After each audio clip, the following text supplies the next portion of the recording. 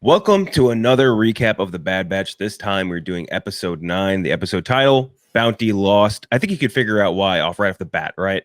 Boom, boom, boom, boom, boom, boom, boom, boom, boom. I wish I had revolvers to spin around because we got Cad Bane, baby. Mm-hmm. And we got Cad Bane, we got Fennec Shand, we got old school Western action. It was I really enjoyed this episode a lot. Before we get into it, how are you guys doing? You guys just wrapped up a big time Loki recap for episode 3 on My Mom's Basement. I'm sure that in this time a little bit more fun to edit, right? Yeah, it was shorter. It was a shorter episode, so it was a shorter recap, and it was easier on the edit, but it was still packed with the same amount of laughs, the same amount of action as any My Mom's Basement recap. I thought it was a fun time. I broke Clem's brain a few times. Yeah, my brain broke a few times, and now we need to have Michael Waldron on the episode, on the podcast again, to ask him if Loki has sex with a variant Loki, whether or not it's incest, masturbation, or just sex with a rando. Because that's the only thing I've been thinking of for the last 24 hours. I could see that being a line where he's like, well, so many people have told me to go fuck myself before, so I figured I'd just do it. That would be such a Loki line. All right, but on to the Bad Batch. We're again, episode 9. We start out, Crosshairs pursuing the boys. We're basically right where we left off in the last one. This time he's all banged up. He's got like that bandage on his face. Very cool look. They're chasing the Batch. The Batch is chasing after Omega, who obviously just got taken away by Cad Bane. So it's a little bit of like a chase. And they're just like, all right, we just have to get out of here. We have to escape. We can't save Omega if she is dead. Omega trapped on Cad Bane's ship, which is sick as hell. She's behind one of these like almost Qui-Gon laser shields. You know what I mean? The red ones. That's very cool. Oh, good callback. Yeah. Yeah. There was a really, really sick. And he basically tells her straight up like, look, Omega, like, you're not getting out of here. No one's coming to get you. We're all the way out here. You're done. And he has just a very cool entrance to this. He has cool entrances across this entire episode, really. And he's just always a badass. Given the coolest entrances, the coolest angles, the way they shoot him coming out of like the shadows, the silhouette of him and his hat. Oh my God, Cad Bane is the coolest motherfucker in the galaxy right now. Do you think he practices his entrances? Like, you know, when he's in between bounties, he's like just kind of like working on it, looking at the angles, looking where the camera is in different spots. Like, this will work good. What have you thought so far of Cad Bane? Because again, me and Robbie have been like, we're very seasoned to him, but he's a newer guy for you. I fucking love him. I love again, the name is awesome, the look is awesome. I just try to suspend the disbelief of like it's a Western and a Star Wars, even though it could make sense in a Star Wars thing, but I just kind of, it's like a little hint of Earth, right? Because he has that like Earth vibe to him while being completely looking like nothing from Earth. And then even this line here, Cad Bane at your service, like just fucking cool, man. Cool. Such a bounty hunter line. His voice is so good too. That like it's almost like Sam Elliott-esque, but like alien Sam Elliott. Yeah. Yes. Very deep, a little robotic tinge to it. I love that. Yeah. I also did a fist pump when the hyperdrive worked during the episode in the beginning. I was like, yeah, the hyperdrive. We're getting there, baby. Exactly. Slowly but surely, hyperdrives will be like actually working in the Star Wars universe. So Bane has a conversation with Lama Su where he basically tells her, like, we're going to go meet you and you're going to exchange this. I'm going to give you Omega in exchange. You're going to give me all these unmarked credits. That's obviously a bigger thing now because the money situation has been like totally changed, right? And like this is almost like how we started off with Mandalorian, right? Where he's like, oh, I got this money, I got this money, I got this money. True. Because the Empire is gone. They don't have Empire credits. He just wants money that's like not tainted on any other side. He's like, I just need money. So they're going to go meet on this planet that used to be, from what we see later, a Kaminoan, I guess either colony or planet of some sort. On Kamino, Lama Su tells the other Nalase, who's like the one who we saw in the first episode, the one that was kind of like Omega's guardian. He tells her, like, look, once he brings back Omega, we want you to get the genetic material you need from her and then terminate her. And Nalase is just kind of like, what the fuck? Like, I don't want to do that. It's like, it's basically her daughter, more or less. And don't forget, Nalase helped them escape from Kamino in the first place. So it's something to look out for going forward with that, with her. And back with the Batch, the Czech realizes that basically Omega is a pure clone of Jango Fett, which is just kind of like Boba Fett, which is why she's so valuable. So this was big because it dispelled a lot of like, I think a lot of our thought processes is where it's like, she has to be a force sensitive clone. Like, again, this would be the only thing that would really tie her back into like this main lore. And it would begin, we always talk about this Dave Filoni, how he's a big time cleanup crew guy for the sequel trilogy. So, and again, that would have tied in so neatly, but now we see like it's not a bad thing. I think this could be a really cool and interesting arc for her. Totally. I mean, Omega Fett. That's who we're talking about now. Like, she has the last name Fett. This is literally like a Boba Fett here, but just female. And she's got a completely different story. It's not like they were just like Babe Fett. Was that the concept art that someone made once? They were like, we could just make like a female of Boba Fett. It's not a female Boba Fett. She's a completely different character, completely different motivation, raised a completely different way. So I really like that as a direction. And I'm interested to see how like the fandom takes to that, because you are moving big pieces in the puzzle there. Mm-hmm. What do you call it? They mentioned how Boba Fett's code name was Alpha. So now she's Omega. So Alpha and Omega, the beginning and the end. So another interesting tie-in as well. Bob broke my brain calling her Omega Fett there. If you saw it, like that was another brain-breaking moment there. I like it too. I'm a big fan of it, and like Bob said, some big chess pieces moving, but the way it all goes, it doesn't always have to go back to Jedi Force sensitive stuff. I just like that's how they're kind of working it there. Agreed. A little more grounded. Again, it doesn't totally always need to be back to laser swords and magic and all that. We can have a more grounded series out of this. Did Django know that she existed? Do we know that or no? No, I would assume no. Interesting. And this is also, I feel like, a good example of was it nature or not nature versus nurture? What do you call it in parenting? Where like people are innately good versus bad. That's what I was gonna say. This is like the ultimate nature versus nurture like example here, because I feel like Boba is gonna have like they're both cut from the same cloth, right? But they're gonna have two very different experiences. So I was thinking the same thing.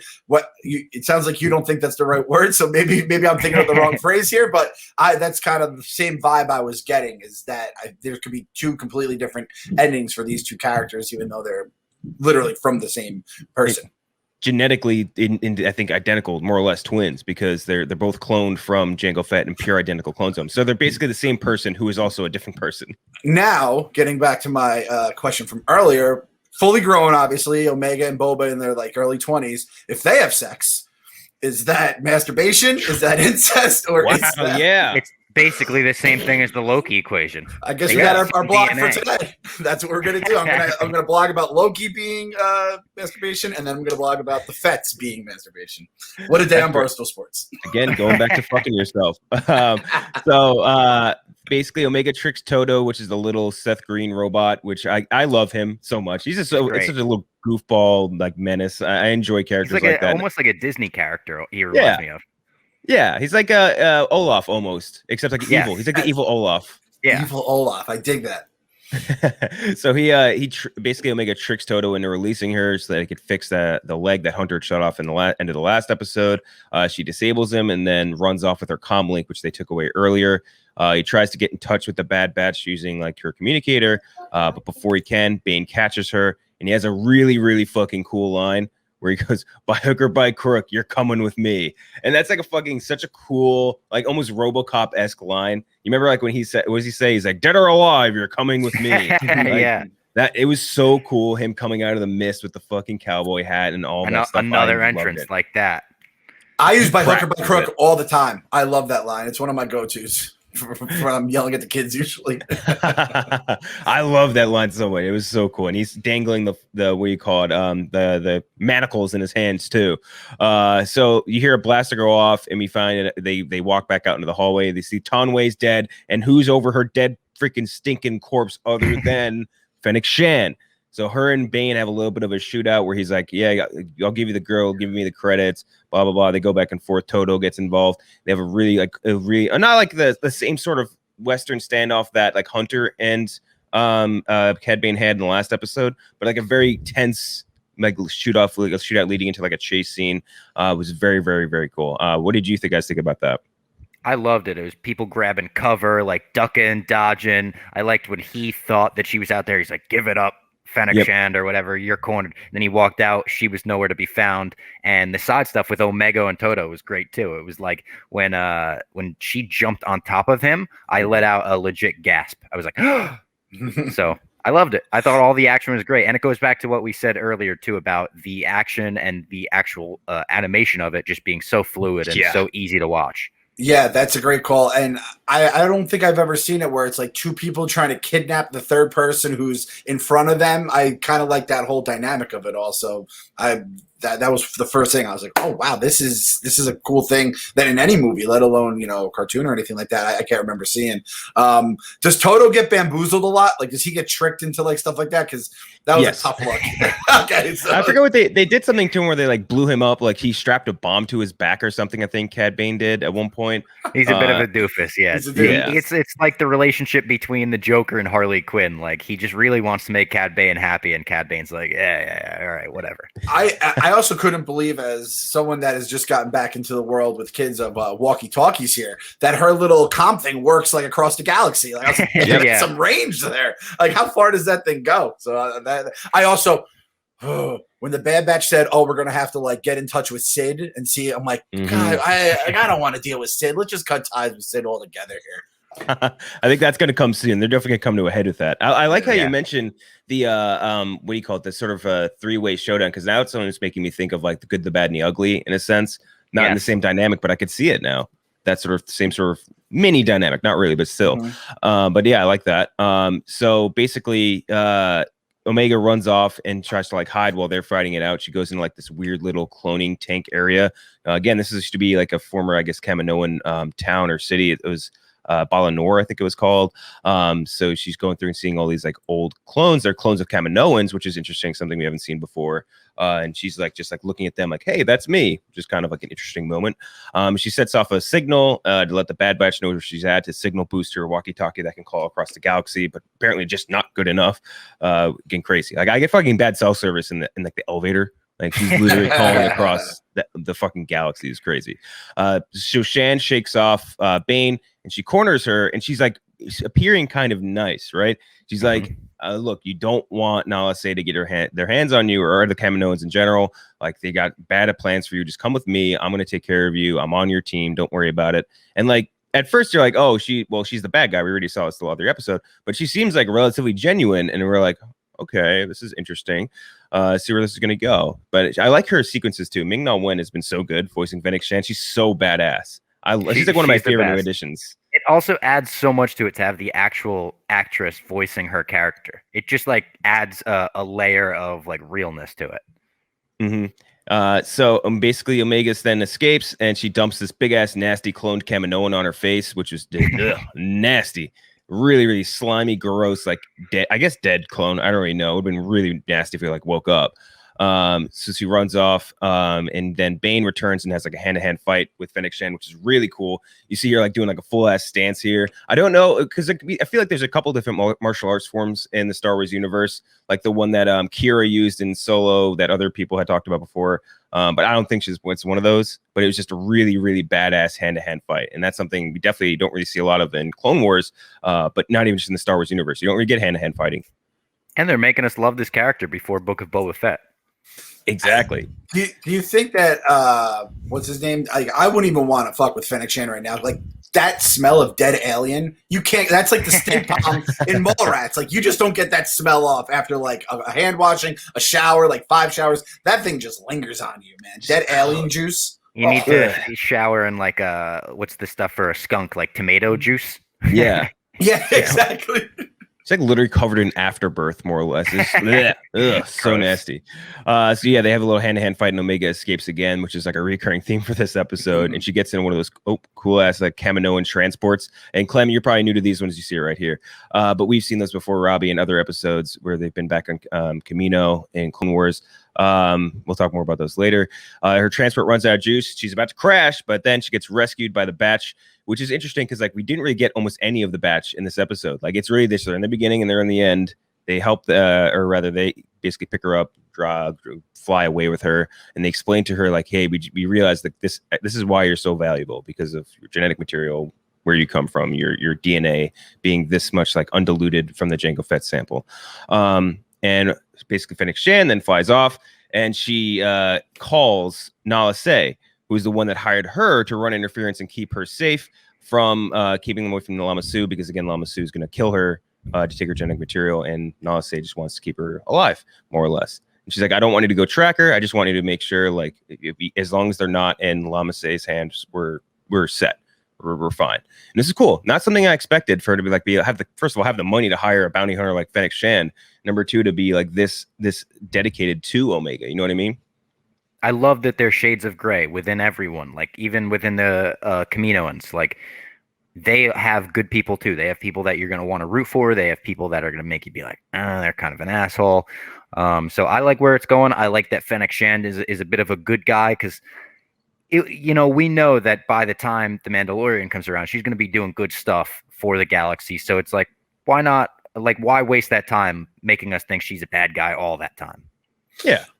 I like the I mean, they didn't say it in this scene, they said it earlier, the unmarked credits. I love how the unmarked bills, unmarked credits. I love how that's always a recurring theme. I guess that's kind of what the whole Bitcoin thing is all about. It's basically unmarked shit. So they're forwarding that along. And again, like this, what are the names? The Kaminoans? I can't remember.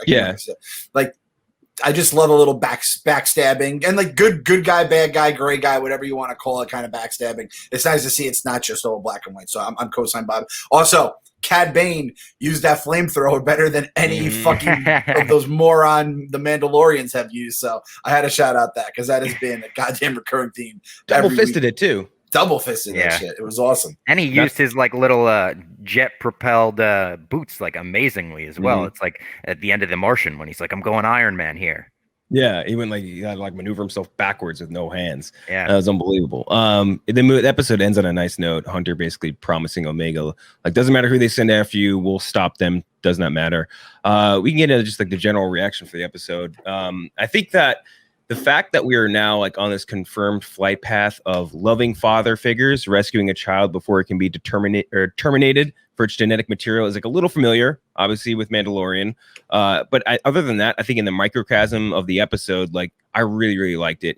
Again, we were talking before, there's like barely any of the Bad Batch in this episode, and it was still so great. Like, it's really, really good bounty hunter and bounty hunter action, badass fight scenes, and awesome one-liners. And I just love that about it. Plus, we got a little bit of a mystery reveal here too. So, and I like the way that they did that. It was a nice reveal. What did you guys think? Felt like a classic episode of the Clone Wars to me. Maybe that's because there was so little Bad Batch and we got so much Cad Bane. But yeah, I absolutely loved it. This would be among the top of my favorite episodes in the season, maybe second only to the first one. And I feel like I said that maybe last week, but it's a good sign. Things are heating up. As Clem said on our Loki recap today, in the words of Jim Ross, business is picking up. And I couldn't believe the Bad Batch got her back this quickly. So this is kind of, we said like the first half of the season kind of wrapped up, a lot of the stories we thought were going to go through the entire season. Even this episode, everything kind of went back to square one where they have her again. I didn't see that coming, which again, I kind of like that. I don't just settle in being like, all right, we're going to get a little closer to the end goal. Every single episode, so, we basically something huge happens and we then go to a new trajectory. So I dug that a lot.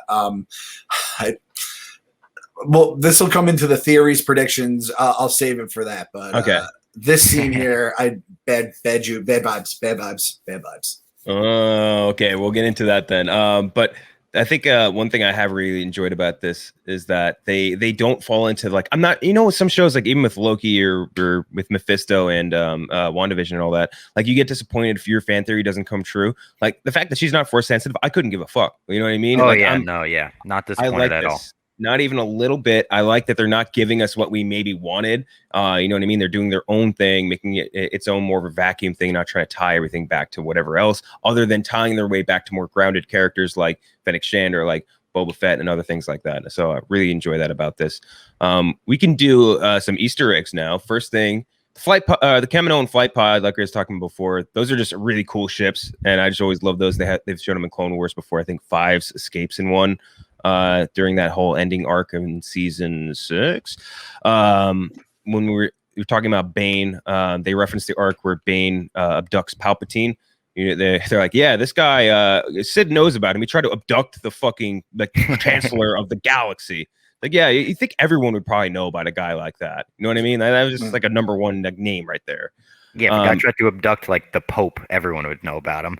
Yeah, exactly. You see Dooku over there right next to him. Oh, that guy, I forgot about that. That guy with the mushroom head that has like the tentacles and flies everywhere. That's a creepy bounty hunter. And Moralo evolved down there. I don't like any of them that look like bugs.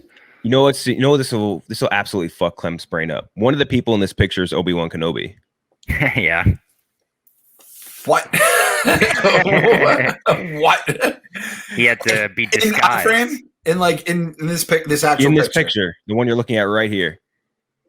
Is he the bald dude? Yes. That was just because everyone else, I didn't think his head could fit on anybody else. So that was. They all have necks the size of like a fucking pipe. Yeah. It's fucking. It's so cursed. They have like a whole scene where they shave all of Kenobi's face and his head. He's just like a smooth Kenobi, and then they like basically give him like some pill thing. I forget what it was. They like basically give him plastic surgery to look like that guy. It is horrifying. Never look up Smooth Kenobi. He's just a very scary being. More like Obi-Nun Kenobi. That's the joke of the day, folks. There it is. So before they reference how Alpha, or rather that Boba is codenamed Alpha, and again the Alpha and Omega thing here, you see a little boy. That's one of Robbie's prime predictions right here, over on the right. Hopefully that Boba Fett will come back. Yeah, Daniel Logan. Daniel Logan, that's his name. And now that I look at her hair next to his hair, like I could see that. Yeah, especially the cartoon version of Boba too. Yep. It's definitely there. And we might see a team up. You never know. Anything could happen. They're technically, I guess, brother and sister, but also the same exact person. So I don't really know how that works with clones. Again, both Django over here, all three of these are technically speaking genetically the same human. Yep. Which makes no sense and yet perfect sense. That's just Star Wars, baby. So something, and this is pointed out by heavy spoilers. If you see this little hop here, nice little hop. Now watch this.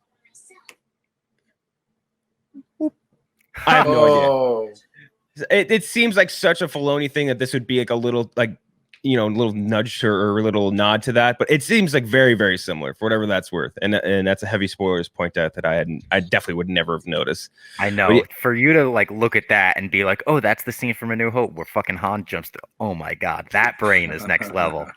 I mean, that's it. That's it. I'm just going to say it. That was definitely that's callback. It is close. If I were an animator on this show, I would want to put in little Easter eggs like that. Yeah. Okay. Now we can go into questions and theories. Clem, hit me with your bad juju. So our guy Hunter, he drops the P word there. I promise that's something that I feel like these guys are going to come through, do whatever it takes to come through with it. And it's going to end with he's going to fulfill that promise. But in the end, it's going to be the end of him. He's going to die fulfilling his promise to protect Omega and, keep her safe or whatever. So I'm sorry, Hunter, but I think you are cooked. It's gonna be like I made a promise and then just dead. Yeah. Oh. It's like it's my last day on the force and I'm about to retire. It's like the promise thing that never ends up well when you're taking care of like a little kid, because I don't see them like staying together for the long haul, Omega and the Bad Batch, or maybe it'll be the Bad Batch minus Hunter. So I do think Hunter's going down in a bad way. I'm sorry. Yeah. Going down. I'm sticking with my prediction that we're eventually going to see a sniper battle between Crosshair and Fennec Shand. And I love the new look of Crosshair, all bandaged, kind of looking like Dengar or something. I thought he looked badass. Yeah, he's gonna have like a half-burned face now on one side and the actual Crosshair on the other. That's like fucking really cool. You know what's weird? Something that I noticed here is that and I'm gonna back up to the point in the show. So right there, she killed. That's Tanway. Tanway, or I think it was Tanway, right? And so that's basically Boba Fett's surrogate mom, more or less. And don't forget, Fennec Shand is basically now Boba's best friend. Yeah. There's just a weird connection here. I just thought when I was watching, maybe that's like an Iron Man, Civil War thing. We're just gonna not tell Boba that happened. I think so. I think you're right about that. He's definitely never gonna want to point that out to us. That would be a really fucked up thing to do, right? You know what? If it doesn't hurt Boba, I think it's all right. Yeah, I'm with Robbie on his prediction. By the way, I do think that we're definitely going to see Boba at some point. If it's Daniel Logan or not, that's to be determined. But I do think that they're going to show up. They're going to have to meet. Again, they're the beginning and the end, Alpha and Omega. I think they're going to go to Camino at some point. I don't know if we're going to get that Battlefront 2 battle where it's the new clones. Dude, it'll be so cool. And I feel like we're almost getting into that trajectory because we have that inner battle of the circle, the inner circle of the Kaminoans. So I don't know, maybe they overthrow the prime minister guy and they try and do their own thing and reject the empire, because that again seems like what they're hinting at. And the new batch, maybe they grow without the inhibitor chips. But I don't know. It seems we're on the trajectory of something fucking crazy happen. And this episode was great. Love more bounty hunter battles. They could do a whole series fuck the clones. Don't even need clones. Just do all bounty hunters. I agree. There was actually, I don't know if you guys saw this, there was a theory sent to us this morning, Michael Fatz, and he said, based on what we know about Omega, do you think there's a chance she's Phasma? Ooh. Right? Same hair color. Oh, shit. Smart. Kind of has clone. that accent. Like, I know Gwendolyn Christie's is a little bit different, but it's close enough. She's pretty tall in the thing, obviously. And I guess Phasma at that point would be, and she'd be pretty old by that point. Phasma's so bad at everything. It's just maybe it's like the game's passed her by. I think it would need some retconning because I know they wrote a Phasma origin book. Yeah. Oh, okay. Yeah. Okay. So, but I mean, who knows? Sometimes the books are only canon until they need to be retconned. Exactly. Yeah. That's a whole different worm. Again, we've been talking this whole time about a fucking video game scene or video game mission being part of the canon. So you never know. I'm super pumped. I really do hope that we get that. And it could happen. We got the Crate Dragon scene from Knights of the Old Republic in The Mandalorian. Yeah, and we also I think one of the maybe not the mid-season trailer, but the first trailer, there was definitely another scene we saw on Camino, which was not shown in the early episodes where they were on, or the early episode when they were on Camino. So I don't know. I mean, I'm throwing the good juju out in the air for that because that'll be an all-time get, I think, for us as Star Wars fans. But anyway, we'll be back next week with another recap. I'm Ken Jack. That's Robbie. That's Clem, and we will see you next time.